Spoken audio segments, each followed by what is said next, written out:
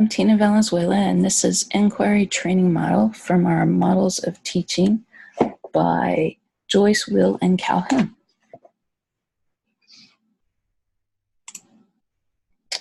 Inquiry Training Model is also known as our inquiry-based learning or project-based learning. What students are investigating to learn about through a complex question. They are investigating, trying to find an answer to their question or solution. And here we have a little intro video on what inquiry-based learning is. What is inquiry? Simply put, inquiry is the process of asking questions and doing an investigation towards finding some truth or solution. When we use the term inquiry-based learning, we distinguish from traditional schooling, where students sit and receive facts, to an active, student-centered model of learning, where students pursue questions and problems and scenarios to create their own knowledge and meanings, and the teacher takes on the role of facilitator, like a guide on the side. The inquiry-based learning approach has roots in constructivist learning theory, which grew from the work of John Dewey. And inquiry-based learning is an umbrella term under which a number of other terms fall. Problem-based learning, project-based learning, design-based learning, community inquiry, all of this is inquiry-based learning, and all of these approaches begin with a complex question, actively involve students in rigorous investigation towards constructing their own new understandings. And here's the way I like to explain it to students. Inquiry-based learning is when you, the learner, ask a big question about something that really interests you. You're in the driver's seat on a journey towards finding your own answer.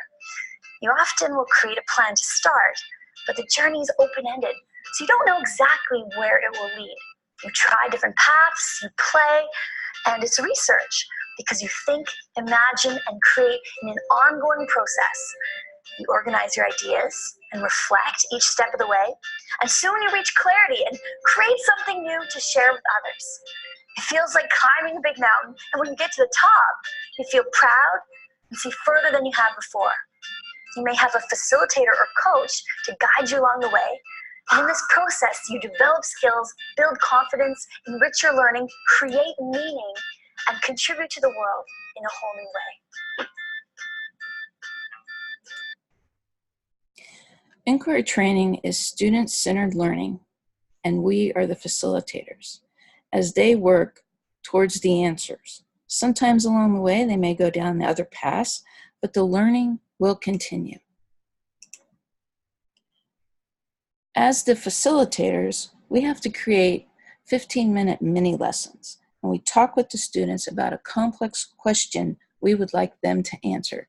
We want them to develop the questions so that they're more involved and active in their learning.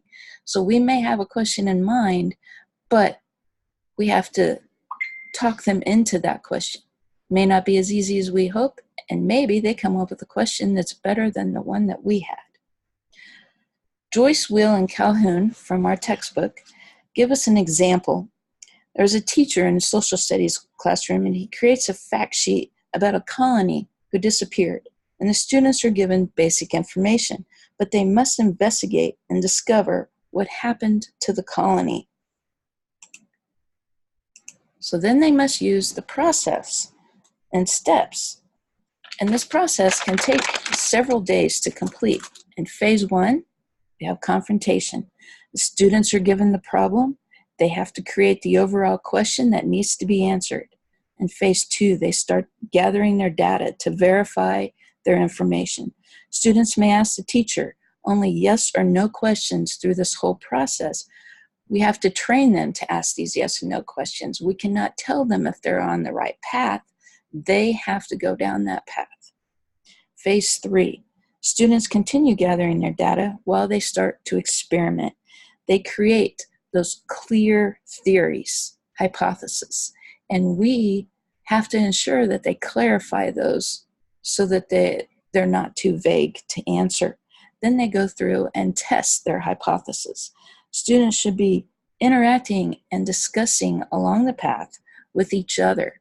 This way they're creating those collaborating skills that are going to be so needed in their future lives. Phase 4, they need to organize and formulate their explanation on why their theory, their hypothesis, is the best, and what they found was the answer to their question. In phase 5, it's the analysis of the inquiry process. This is where the students and the teacher discuss how they got to the answer they did. Maybe one group got the same answer as everybody else, but they went down a different path. So then the students can see that there's more than one way to get to the right answer. What does this promote in our students?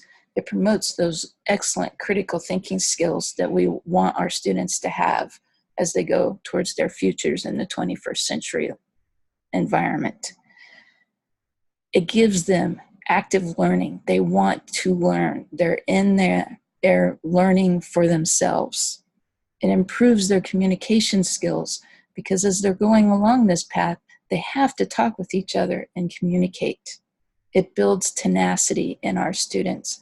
They want to know that answer, and they're going to strive until they find it. And the big thing, the one I think is the best of all these, it builds self-confidence in those students that we know need their confidence brought to a better level. This model is adaptable to any content area, and it may be used in elementary and in secondary classrooms, so it's beneficial to everyone. Here are my references. I hope you enjoyed learning about inquiry training model.